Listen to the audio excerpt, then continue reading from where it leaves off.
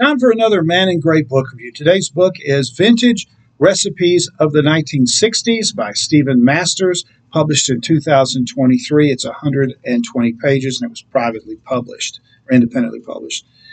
The 1960s saw two different polar opposite trends in American eating habits.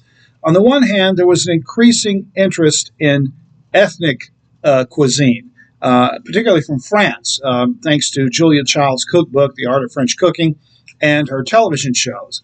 There was also an increased interest in Mexican food. A lot of Mexican restaurants began popping up in cities all over the country.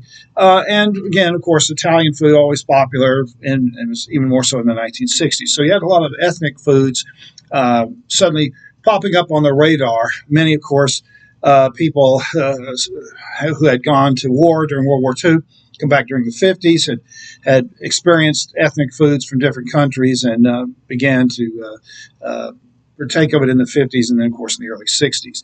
Now, the other trend was the result of changes that were occurring socially in the 1960s. There were a lot of women going to work for, again, after World War II, a lot of women were working. They went back to their homes in the 50s, and then the next generation were starting to see more women working, and so they were not home as much to cook.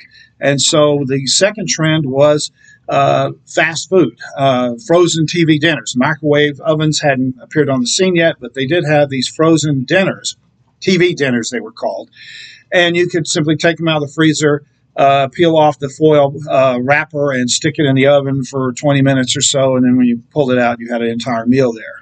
Meatloaf, potatoes, carrots, things like that. And so that guys who were on their own, because their wives were still working or something, could fix that on their own. Just stick it in the oven and cook it up. And then, of course, the other trend was the explosion of fast food and chain restaurants, many of which popped up alongside interstate highways as the interstate highway system was being built in the 1960s. I made a list here of just some of the fast food chain restaurants that were established in the mid to late 1960s. They include Golden Chick, Taco Bueno, Sneaky Pete's Hot Dogs, Chester's Chicken, Pizza Express, TGIF, Taco Bell, Red Lobster, Red Robin, Cracker Barrel, Wendy's, Jimmy John's, Taco John's rather, Kentucky Fried Chicken, Spaghetti Factory, Braum's, and Johnny Carino's. Those were series of restaurants that were established in the 1960s, and most of which are still around today. So, on the one hand, you had people in a hurry to eat, frozen dinners, drive-in fast food, but on the other hand, you also had these elaborate meals, French cooking, Italian cuisine, and so forth. And this cookbook kind of samples the whole range of these things. Another thing that was common in the 60s was, of course, 60s were kind of the cocktail decade. If you're a fan of the TV series Mad Men, you're aware of how much cocktails were consumed in that time period. And so this book begins with a whole series of classic cocktails that were popular in the 1960s, including Mai Tais, Tom Collins, martinis, whiskey sours, and Harvey Wallbanger. And then there's some specific trendy things that became popular in the 1960s, foods like Chex Party Mix, where you take Chex cereal and mix it with peanuts and other pecans and stuff and various seasonings. That became popular. And then another thing that was big in the 60s was fondue sets.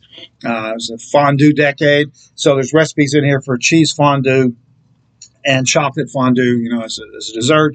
There's also a number of French dishes that were popular. Coq au vin, chicken cordon bleu, quiche Lorraine. There's also, hang on there we go. So there's a lot of those. Also, guacamole became popular for the first time in the 1960s. Guacamole dip, another indication of the popularity of Mexican food. And then there's a whole series of desserts at the end, baked Alaska, as he said, chocolate fondue, things like that as well.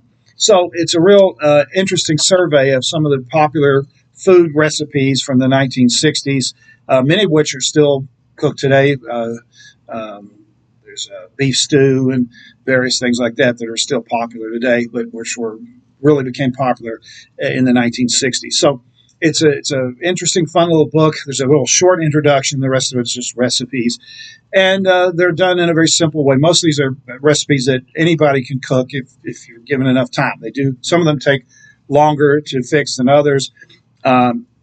And so that's got to be taken into consideration. But if you're interested in food and kind of nostalgia for the 1960s, you'll certainly enjoy thumbing through this book, even if you don't want to cook any of them.